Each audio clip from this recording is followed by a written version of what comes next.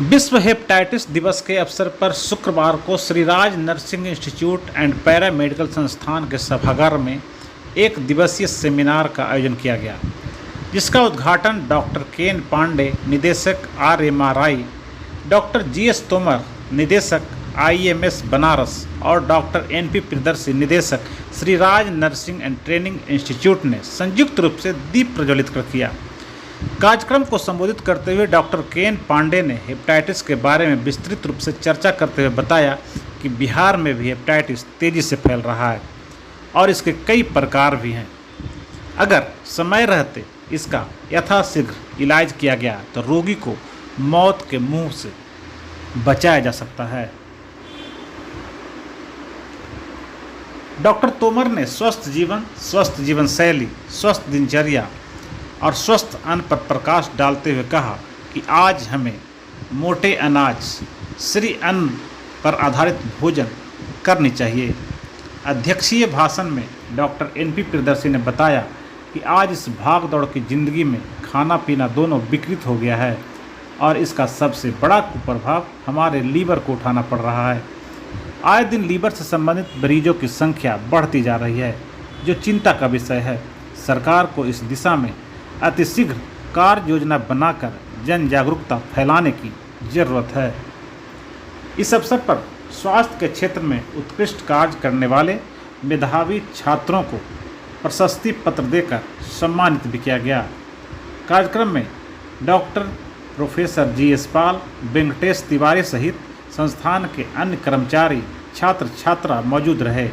Doctor Pushpa Priyadarshi, निदेशक Shriraj trust hospital ने अतिथियों को पुष्पगुच्छ एवं प्रतीक चिन्ह देकर स्वागत किया, तो वहीं डॉक्टर GS पाल ने इस कार्यक्रम के अंत में धन्यवाद ज्ञापन किया। देखिए, आज के भाग दौड़ की ज़िंदगी में खान पान और आहार व्यवहार बहुत विकृत हो चुका है, जिसको समय समय पर जागरूकता फैलाना जरूरी है, क्योंकि जाने अनजाने में हम लोग बहुत प्रदूषित खाना खा लेते हैं, प्रदूषित भोजन कर लेते हैं, जिसके कारण हमारा लीवर को भुक्तभोगी होना पड़ता है। तो उससे बचने के लिए आज हमने जो ये कार्यक्रम रखा था, इसमें हेपेटाइटिस डे के उपलक्ष्य में ये कार्यक्रम रखा गया था, और जिस पर हेपेटाइटिस B ना फैले, हमारी स्वस्थ जीवन शैली कैसे हो, हम कैसे स्वस्थ रह सकते हैं, इस पर पूरी परिचर्चा आज हमारी केंद्रित थी और इसी पर हम लोग चर्चा किए हैं। हमने अपने सारे बच्चों को यही बताया है कि लीवर को प्रोटेक्ट रखना कैसे ज़रूरी होता है। लीवर हमारा शरीर का अहम अंग है और इसको अगर हम सही सलामत रखेंगे तो ये हमें सही सलामत रखेगा। तो इसको सही सलामत रखने के लिए स्वस्थ भोजन करना चाहिए, स्वस्थ दिनचर्या का पालन करना चाहिए और स्वस्थ पेय लेना चाहिए और अनिद्रा से दूर होने चाहिए।